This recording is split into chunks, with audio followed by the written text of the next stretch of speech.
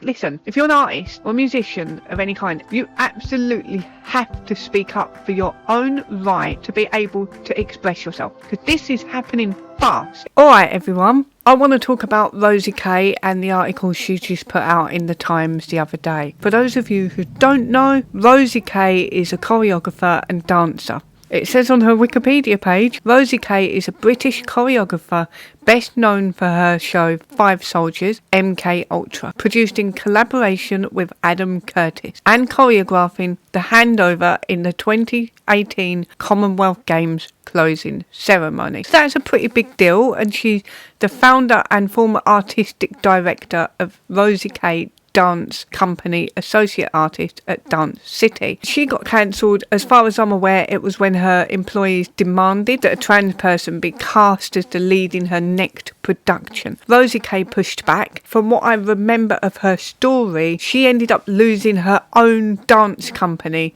due to this cancellation. I even remember when she first spoke out about her cancellation, about people who had dinner around her house were the people who turned on her, that the things that she said over the dinner table outside of work were used against her at work. It's an absolutely insane cancellation story, but then again, I think all of them are. It's ridiculous that we're in a society now where you can lose your job, you can actually lose your income because some idiot doesn't like your opinion on something. You know how I feel about this. I am not all for cancel culture. I think we need to stop giving these psychopaths all this power. Let's start with the article. It's in the Sunday Times and it's called "We're Not the Villains. Why We Set Up an Organisation for Cancelled Artists." So this is what I want to talk about. This is why it's called Calling All Artists. Because I think artists need to wise up to what's going on, unless, you know, maybe all the artists have gone tyrannical now and they're loving it, which is a possibility as well. Awkward. When Rosie Kay and Denise Farmy lost their jobs due to their gender critical views, they founded Freedom in the Arts to fight for freedom of speech. I love a bit of freedom of speech. By the way, you can buy these badges. You can buy them online. I've got them available now. Now they want to hear from fellow creative. There's a lovely picture of them two sitting there, all smiley. I like it, I like it. Two women sitting opposite me in a rented meeting room in central London shouldn't be here. They have been cancelled, silenced and ostracised. But here they are, bloody-minded and unbowed. Rosie Kay and Denise Farmy are the founders of Freedom in the Arts, and they believe there is a serious problem with freedom of speech and thought across the arts. They wanted Fita, which is Freedom in the Arts, to be an umbrella organisation that could speak on behalf of artists, some of whom who have gone public, some who can't go public because they are terrified, Kay says. Since setting it up a year ago, more than 50 people in the arts have come to them for professional legal advice. I think that's absolutely insane. Like, if you think of the amount of artists there are in the UK, there's probably like too many to count. But even knowing of 50 artists that need legal advice because their free speech is not available to them anymore blows my mind a little bit, you know, because I always knew I wasn't the only one out there, but shitting hell. That is just the surface level, yeah, because there will be so many artists that either don't know what cancel culture is, or don't have a support network, or don't know what freedom in the arts is, or just feel like they can't speak up, you know, they feel like their life's ruined. That can happen as well. When I ask them to tell their stories, they do so without bitterness, but are still with a certain amount of disbelief. That's not me. I'm a little bit bitter. I'm trying not to be bitter, but you know, it's hard when people flip your life upside down for nothing. It's hard not to be. So good on these people. Kay is a choreographer and founder of the Rosie Kay Dance Company. In 2021, she was rehearsing a production of Romeo and Juliet with her young dancers under the tightest pandemic restrictions. They had to wear masks and a video camera was surveilling all the time in case COVID rules were broken. It was a really horrible atmosphere. I mean, it sounds fucking shit, doesn't it? It sounds tyrannical. How do you work in that environment? At a team building evening at Rosie Kay's house, she brought up the subject of her next production, an adaptation of Orlando, Virginia Woolf's novel about time-travelling, gender-switching heroine hero. Two of the dancers who identified as non-binary took exceptions to Kay's belief that while a person could live as a different gender, biological sex was innate and immutable. The dancers complained that Kay was accused of transphobia. She was put through a 10-week investigation, was shut out of the company's bank account, social media and email address, and lost access to the organisation that she had created. Kay has since relaunched as the K2CO dance company and is making new work. See, this is extraordinary. I knew that she had been accused of transphobia, and I knew that she had been proper stabbed in the back and betrayed by these people that worked in her dance company. You know, I didn't realise it was a 10-week investigation. A 10-week investigation, that's hefty. That's going to take a physical and mental toll on you. I can't believe she was shut out of the company's bank account. Now, we saw this happen with Nigel Farage last year. The bank tried to shut him off from accessing his own money because they don't like his opinion. I'm not up for society going in that direction. Looks like we're going to be dragged there kicking and screaming whether we like it or not. So it's good to talk about it while we still have the freedom to, right? But yeah, this is crazy. This is absolutely crazy. But Rosie Kay, she's a really good example of somebody bouncing back. Like, being cancelled ain't going to stop that woman. She ain't going to stop dancing. She ain't just gonna go, oh, okay then, you can have my business, don't worry about it, I'm a bad person, I'll just slink off into the darkness over here and never do my art ever again. No, you ain't going to get away with that with her. So I like it. I like what she's done, and I like that she's relaunched a new dance company, and then she's gone away and she's thought about how to help other people with this Freedom in the Arts project. It's really admirable. Yeah, I'm a big fan so far. Denise Farmy had been at the Arts Council for 15 years when in 2022 a £10,000 grant was awarded to and then withdrawn from the LGB Alliance to make the film Queens, which celebrated the lives of the older gay men who had come of age in the era of Elizabeth to celebrate the Queen's Platinum Jubilee. That actually sounds like quite an interesting project. I'm surprised that money was taken away. Also, I don't really know much about arts grants because I've never been part of that side of the art world, if I want to call it that. I've always done my own thing. I've never had a grant or a sponsorship to do anything. I've never applied for a grant. I wouldn't even know how to start with applying for an arts grant, and I have mixed feelings about it. You know, like, I think it's good to have that there for artists to sponsor them to do big project, but at the same time, everything I've ever wanted to do, I've just gone and done it out of my own pocket and hope for the best. And there's a lot you can do on nothing. I'm a bit scrappy and I'm not in the established art world, so to speak. So yeah, I think that film would have been brilliant. Why did they take the money away? Let's have a look. There had been protests about the grant from trans activists because LGB Alliance has expressed concerns that the conflation of gender identity with sex denies the very idea of homosexuality. Well, they weren't wrong, were they? I mean, Stonewall came out and said that homosexuality is bigoted. Also, if I'm remembering correctly, Nancy Kelly, the CEO of Stonewall, said lesbians are sexual racists. And the reason she said that is because lesbians are refusing to sleep with men. Even if those men say, I'm a woman, they're refusing to sleep with them. And too right and all. Why should a lesbian sleep with a man just because she's scared of being called racist? Not wanting to sleep with a man has nothing to do with race anyway.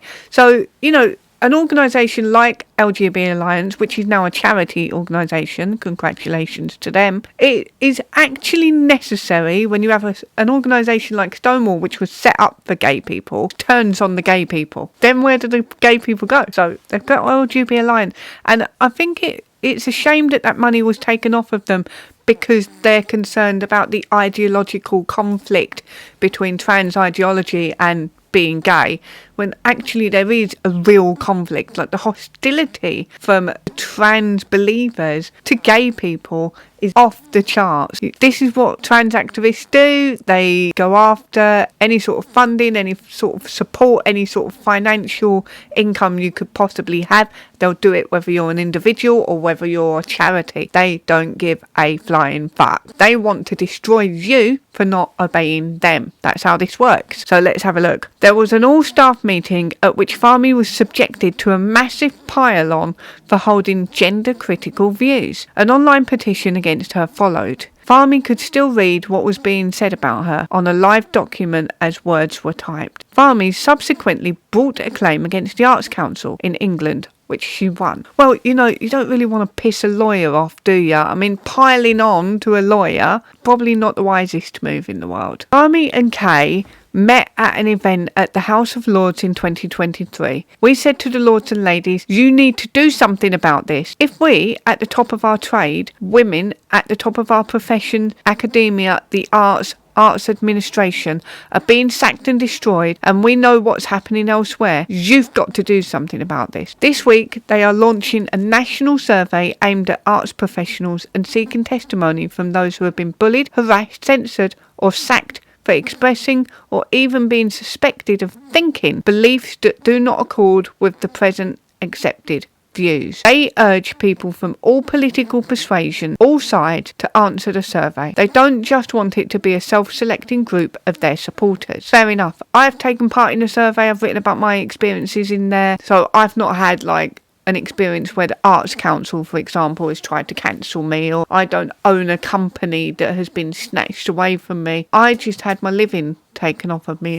and my fellow who's a musician continues to have his gigs cancelled and his living taken off of him. We've had our lives turned upside down and ruined in a lot of ways because we were living our best life before we got cancelled. We're doing whatever we want. We were on the road for 7 years touring successfully, and now we're not, because we're not welcome anywhere, because I know what a woman is, and it's a disgrace. So I do think people should speak up. It says here, this survey comes at a time when freedom of speech is under threat across all fields. University curriculums and reading lists are policed for problematic text and ideas. Debates and lectures are cancelled at the first sign of trouble. Academics are bullied out of their posts. Authors of the past are rewritten to make them more palatable or prefaced with warnings about language that readers might find triggering. Authors of the present may discover that their publishers will not stand by them when their work under fire. Kate Clancy, author of Some Kids I Thought and What They Taught Me, was dropped by Picador when her book about teaching poetry and creative writing in state secondaries was deemed to contain racist stereotypes. Others may struggle to have their books published by a mainstream publisher. The Oxford academic Nigel Biggar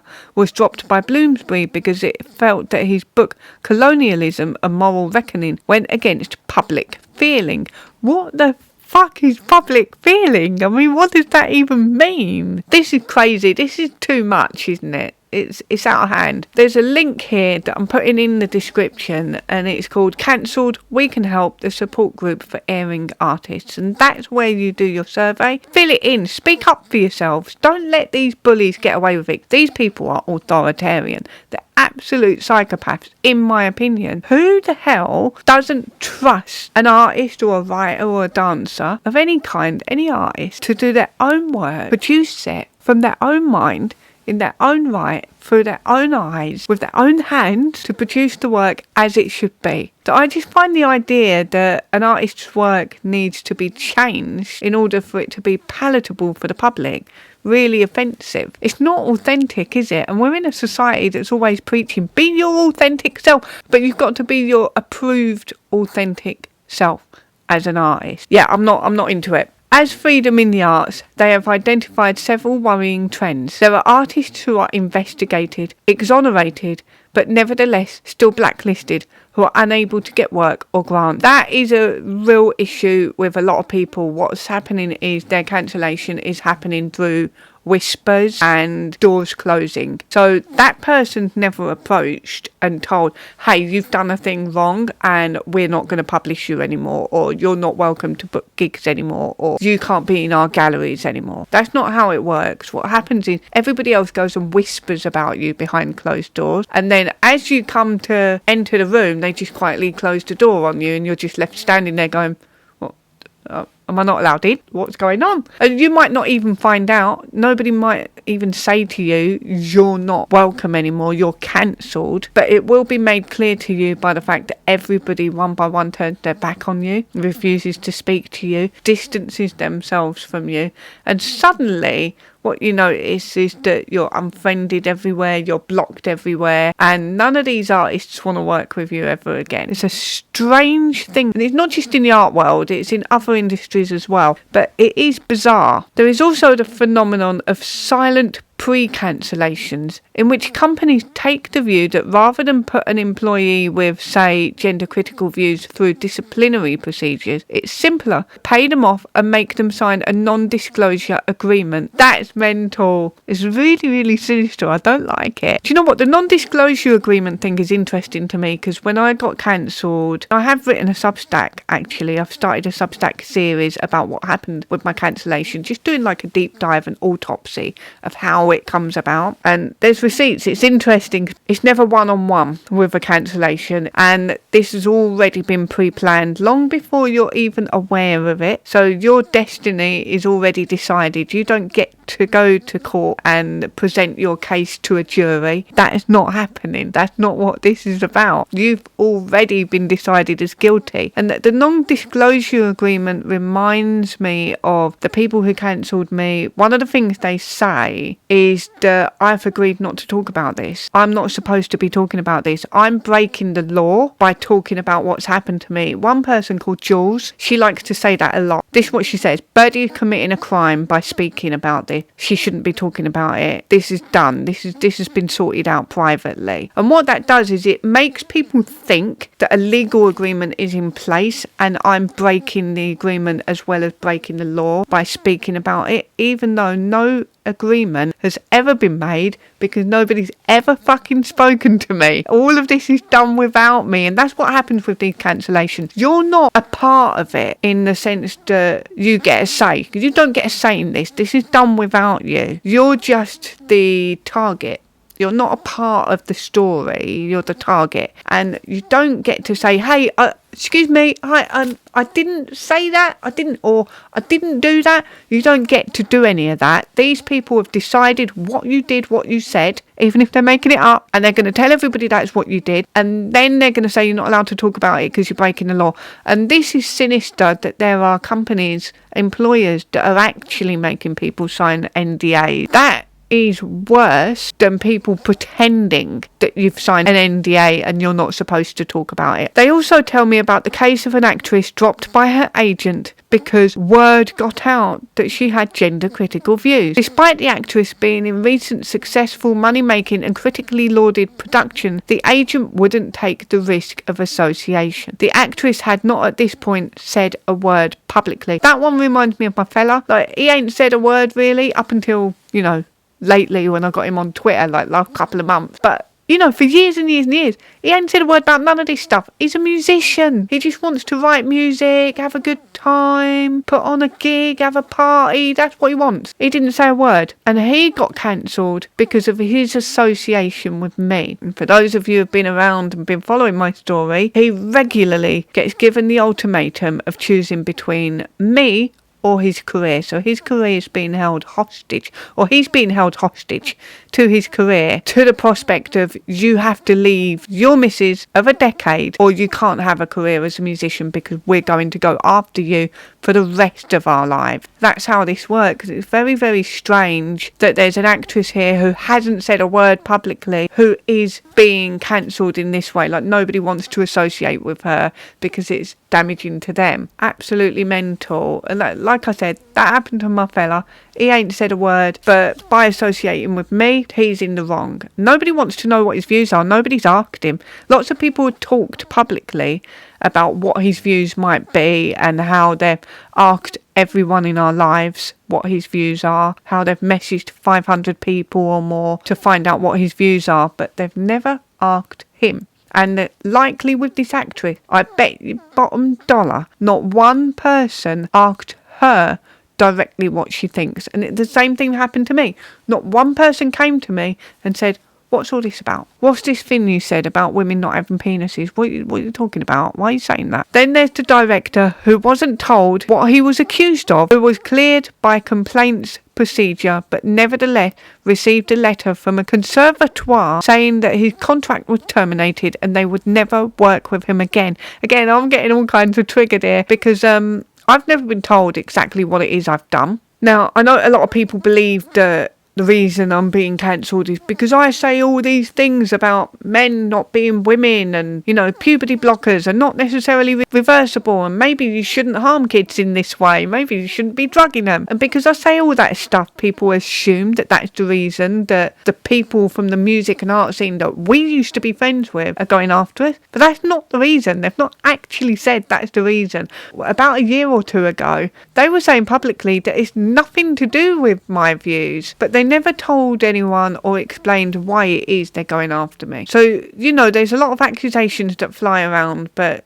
you don't really know why you're being cancelled. Like my fella, why is he being cancelled? Well, the reasons, we've got a list of reasons. The main one being that he's still going out with me, so that's a good enough reason to cancel him, apparently. You know, he won't dump me. If he dumps me, then he won't get cancelled. But I don't think that's a reason to cancel someone. Like, oh, you're not going to dump your missus? Well, we're going to ruin your life. And the other reason is that they accuse me of abusing him, and that's the reason he's being cancelled, because he's in a domestically violent, abusive and psychologically coercive relationship, and he won't leave that abusive relationship, and they're all really worried about him. Therefore, the only way to persuade him to leave me is to ruin his life and take away his livelihood and his career that he worked very, very fucking hard for. They're the only reasons I can think of, because they're the only reasons that have been publicly talked about excessively by these people. But we don't actually know. Nobody's actually come to us and said,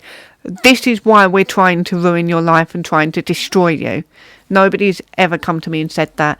The venues that cancel him, they have given us reasons. Like one of them said that the reason is that people have complained that his girlfriend, that's me, has opinions that other people might find offensive. So it's not even the people that are complaining that find it offensive. They're just complaining that somebody else might find it offensive, even though he's a musician, I'm not. So I've got opinions that somebody else in the world might find offensive, so he can't play at your venue. It makes no sense, right? It makes no sense. But this is the games these people play, and this is why I call them psychopaths, because this is not normal. It's not what normal people do. Honestly, if you think this is normal, there's something wrong with you. So there tend to be 3 significant causes of dispute and distress: gender critical views, racism and anti-Semitism. Freedom in the Arts has recently helped a PhD student to find a new supervisor because she believes her original one wouldn't work with her because she's Israeli Jewish. That's amazing, and I totally believe it. I totally believe that, because the Jews and the Israeli Jews are not liked at the moment, and I hate it. I think it's disgusting. You know what I've noticed as well? A lot of people that have spent the last 4 or 5 years shouting anti-Semitism at everyone. I had this whole thing going on. I got called anti-Semitic and a Holocaust denier because I said the Holocaust wasn't about trans people. Those people are now openly saying they hate Jews. So I'm not surprised this is happening. That's another form of cancellation. It's interesting though that that's become acceptable now. And the racism one, you know what? 10 years ago, if I'd have heard that you lost your job for being racist, I probably would have gone, don't be racist then, it's not that hard. What do you expect? Right, and I would have been all smug about it. But now when I hear racist, I think, oh, you just know what a woman is. What do you mean racist? Do you mean like a lesbian who won't sleep with men? Because apparently that's racist now. I got called a racist for saying I think women and girls should have their own spaces to get changed in. Some bloke told me, oh, that's like no different to when Rosa Parks had to sit on the back of the bus. You're just racist. And I was like, look, a bloke, even if he's wearing a dress, doesn't belong in the women's spaces. It's nothing to do with race. It's just common sense. So you know how these people are. They're absolute nutters. Anyway, I'm rambling. Let's carry on with the article. It says there is, furthermore, a crisis of leadership in many arts organisations. When it comes to governance, boards of trustees often prove toothless. When a difficulty arises, there's such a fear of reputational smearing that they'll do anything. It's almost easier to point a finger and go, it's their fault, they've been really offensive. Again, I know you're probably thinking, oh, shut up, bird, I don't want to hear it anymore about you. But seriously, this has happened to us. So, dudes have got cancelled from a festival, and the organiser messages him and goes, look, I'm so sorry, I didn't want to cancel you, but I'm going to have to because I don't want to be like causing any upset. Even though the fuckers who complained weren't even going to the festival, and they complained about me. This is another example, by the way, this has happened on more than one occasion, where he gets his gig cancelled because he's going out with me and somebody has complained that my opinions might be upsetting to other people. So that exact complaint has been repeated. So, it seems like it might not be a coincidence. It might be rather malicious. Anyway, here's what happened. The festival organiser cancelled him. Didn't say nothing publicly, just took him off the bill. Then messages him and says, I'm really sorry, I didn't want to do it. And Duz is like, well, book me then. You've booked me already. This is like technically against the law because you're sacking me from a job. And he's like, just give me the gig back. I just want to play. And he's like, no, I can't. Because what they're saying about Birdie, she's really, this is what he said to Doozer, she's really unpopular at the moment. Lots of people hate her. So what? So what if people hate me? That's on them, that ain't on us. But he was like, I don't want to get in trouble. I don't want to get in trouble for having Birdie there because lots of people hate her. She's so unpopular. Lots of people are so angry with her. I was just like, this has got absolutely fuck all to do with his gig. But this is how it goes. These people that are running stuff are spineless as fuck. They're spineless. They ain't got no backbone. Honestly, a venue owner, a promoter, a festival organiser, booking agent, all these people on the music scene, right? Because I know the music scene a bit better than the arts because we were on tour for 7 years. So all these people, they will crumble at one complaint from one fucker, one nobody who's not even going to the fucking gig. They'll bow down to that person and they'll lose all the money from that gig. One of the gigs that got cancelled on a complaint of my opinions, they lost tickets. And this is a venue that had just been on telly the week before complaining about how much they're struggling to keep the venue alive after COVID. They lost ticket sales because they cancelled his gig. You would have thought they'd prioritised the money, right? You would have thought, oh, businessmen, they'll take the money, they'll do whatever. No, it ain't about that. They're cutting their nose off to spite their face to please a bunch of nobody that ain't even going to come to the gig, that don't even like the music, that don't even like the artist, that don't even care. And it's so unbelievably spineless, it makes me sick to my stomach. Because you know what? If I owned a venue, somebody complaining about an artist that was playing my venue, I'd tell them to fuck off. Fuck off. I'll say, this is my venue, not yours. I'll run it however the fuck I want. It's not hard, honestly. What can they do to you? But, I think there's more to it than just complaints. I mean, with us in our situation, I know there's threats because I have been shown by at least one other musician the threats that he received, warning him not to associate with us because these people are part of a gang or part of some trans gang that's connected all over the country and they can ruin his life. It's just pathetic. Just pathetic. Tell them to fuck off. What are they actually going to do? Throw their lipstick at ya? I just don't understand it. Anyway, people are attracted to the perks of being on arts boards. The white wine, red carpet, premiere bit, as Kay puts it. But at the first sight, hang on a minute, you get red carpets and premieres if you're on an art board. I'll do that. I'll be on an art board. Sign me up. Where do I get this job? Is it on Indeed? But at the first sign of trouble, they bring in lawyers who may or may not give sound advice or refer to the charity Stonewall, big surprise, and pass on the responsibility for making decisions. So cowardice all around then. Cowardice cake with cowardice cherries on top. Disgusting. Kay has also noticed an increasing number of women over 40 being pushed off boards. One senior woman on a board was asked, "You're not an effing TERF, are you?" Bit nasty, innit? Bit unnecessary. TERF is a non-neutral term for trans-exclusionary radical feminist. It's just another word for witch, but it's conflated with Nazi for some reason, as if the Nazis were extraordinarily into free speech and women's rights and not sterilising kids. Kay and Farmy put me in touch with two arts professionals that they have met through Fita. I spoke to each on the phone about their experiences. I rang the poet Jenny Lindsay on the afternoon of the launch of her book Hounded. Have that book right here. I don't know why I got so high pitched just then. got excited. Women, harms and agenda wars.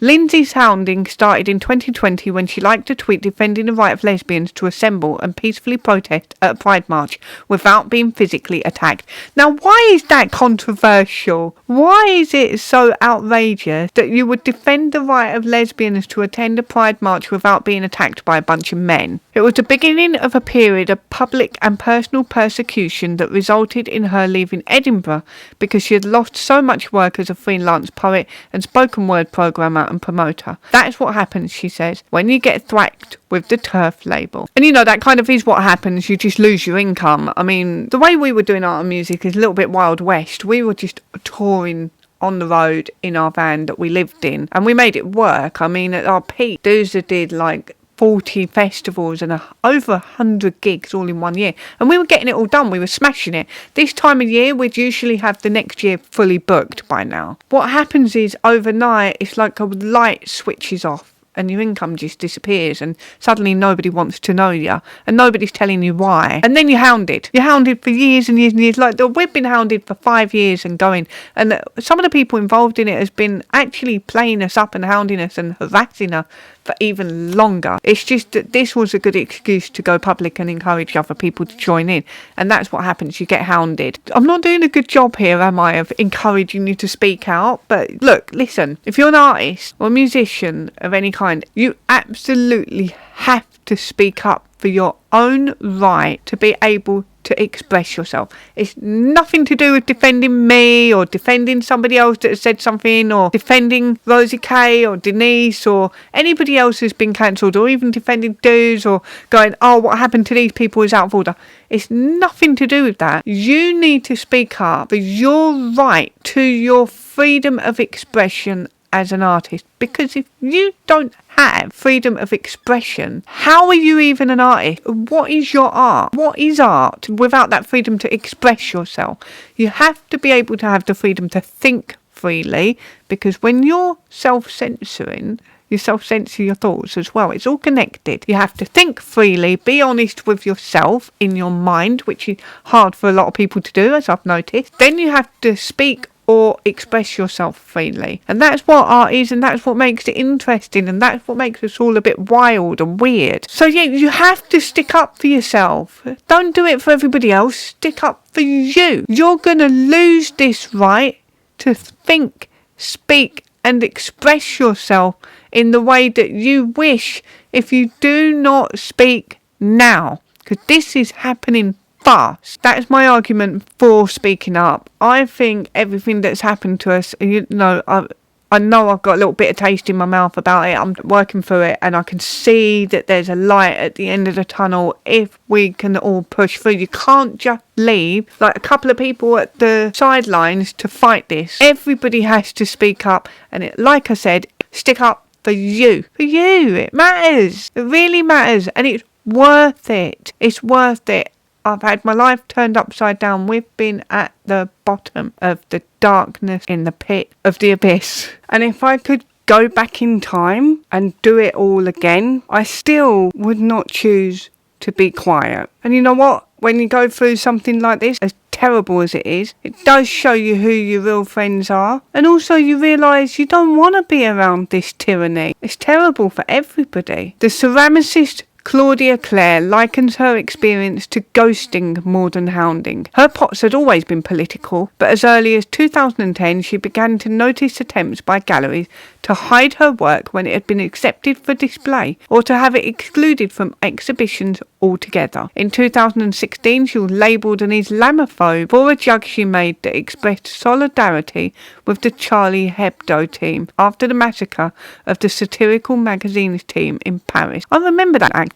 What was weird about Charlie Hebdo was initially I remember everyone around me supported Charlie Hebdo, and within about 2 days everybody flipped and changed their mind and said these people basically got what was coming to them. They shouldn't have made a cartoon about the prophet. That was a weird one. Anyway, yeah, the ghosting cancellation is bizarre. I think that's worse in a way. I mean, being hounded is traumatic, right? It's traumatic, but being ghosted is cowardly, and it's a coward's way out, isn't it, when people just quietly try and get rid of you because of your views, even though your views are fairly mainstream. Kay and Fahmy care passionately about the arts. They are fired up while talking about Fita, but are at their most animated when we start swapping notes on plays and exhibition. Kay is just rushing off to rehearsals. Both worry about the use of the words divisive and controversial to shut down debate. Well, yeah, that is a thing. Like, I get called divisive and controversial. Quite a lot of people have said that I've split the festival scene in half. I've,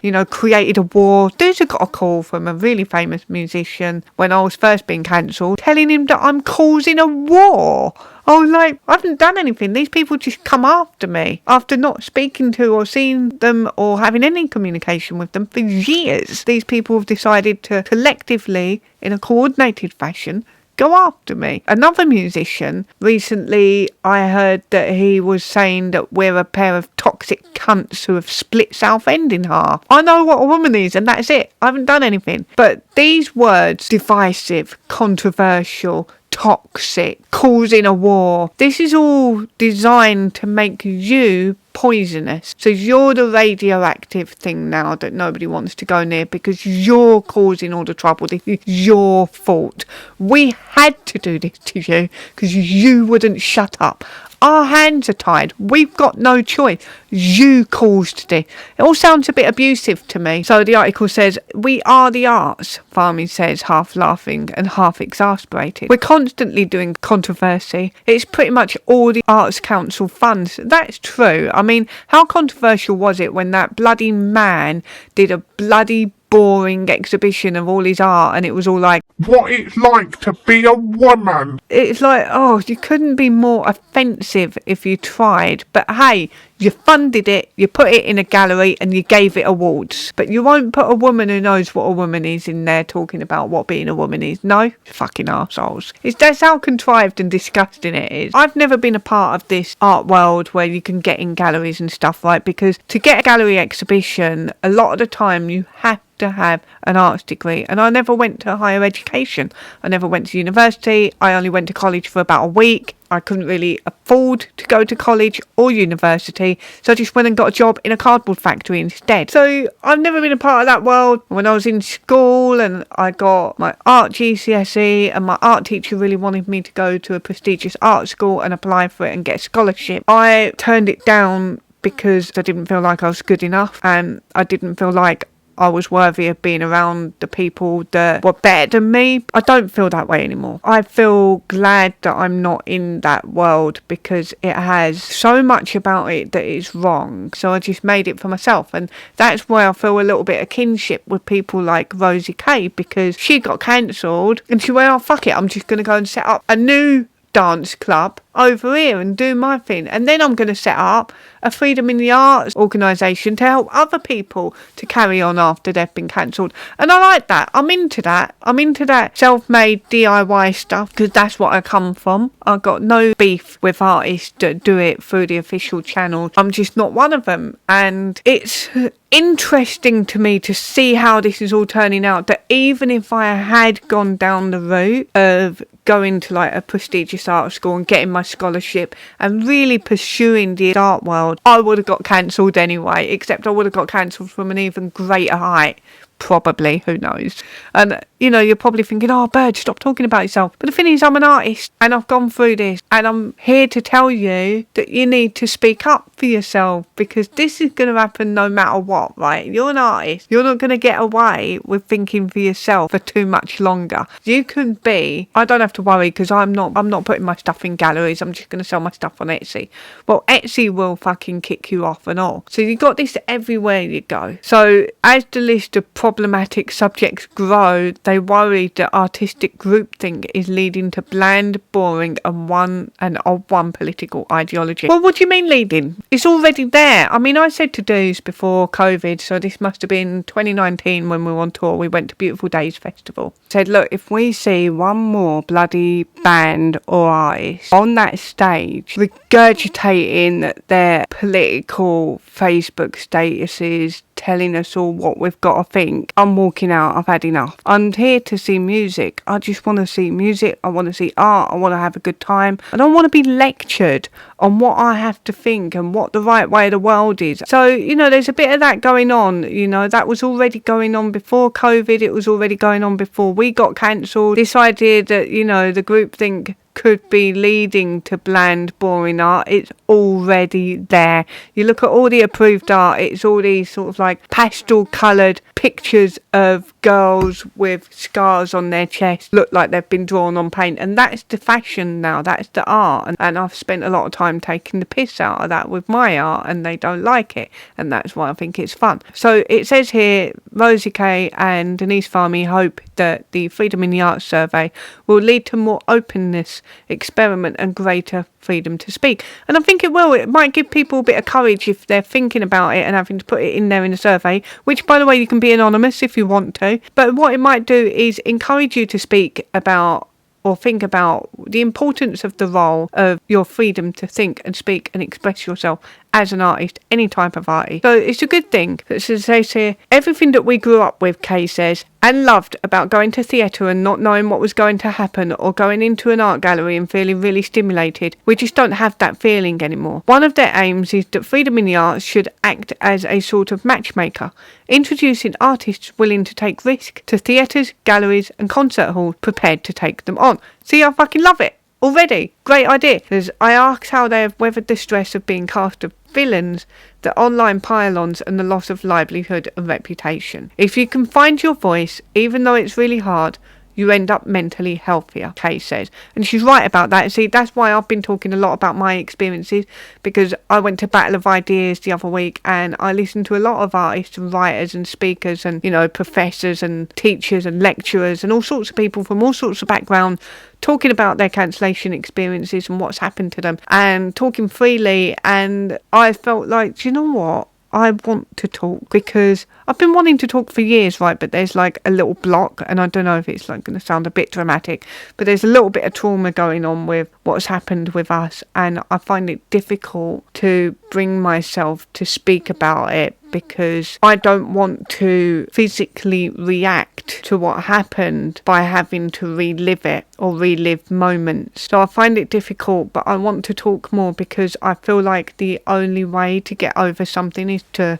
go through it, because I've spent so much time trying to go to the gym and go out running and go kickboxing and do all these things just to like make myself better. But what I've been running away from really is having to think about it and sit in the feelings of it and acknowledge what's happened and really look at it from a point of view of, look at this, isn't it mad? And I'm going to move on from it. I feel like when you've been cancelled the way we have, it's like you've been killed. Yeah, it's like being murdered, like being murdered in the town square, and you're trying to come back from that. Like you've come back to life. You've got to rebuild. It's like a death and a rebirth. Sounds a little bit dramatic, but hey, I'm an artist. I'm allowed to be dramatic. So yeah, she's absolutely right. If you can find your voice, you will end up mentally healthier, and that doesn't just mean finding your voice after being cancelled. If you can't speak freely, you're going to be fucked in the head eventually, because what you're doing is you're restricting yourself from being who you are. And like I said, there's all this talk in our society about being your authentic self. Well, if you're going to be your authentic self, you have to risk other people not liking it. And that goes for all of us. We have to have that understanding in our society. And the only way we can get that understanding is to push it culturally, because it ain't going to come from the government or the police or politics. It's got to come from us on the ground level, people, one to one. So yeah, she says she has noticed that artists who don't speak out sort of wither and die, because it goes against every instinct. It attacks your integrity, so you're sort of eaten up from the inside, whereas we're not eaten up. And she's absolutely right. I think if I had taken the warning, because I did get warned after my first cancellation, I got warned, you better shut up about this before you affect his career as well. So it's been important to me to speak out, and that's why I made this video, really. I wanted to encourage people to speak out, even if you are going through difficulties.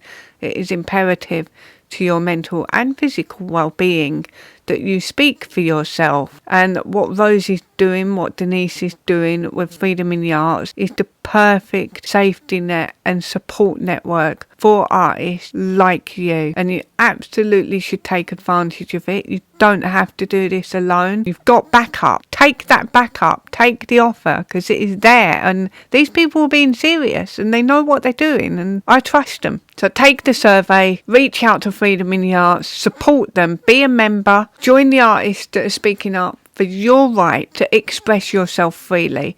It couldn't be more important than it is right now. Speak up for yourself. See you later. Early in the morning, as the sun comes up, I just wanna have a cup. There's one drink, that's the one for me. Won't you please make me a cup of tea?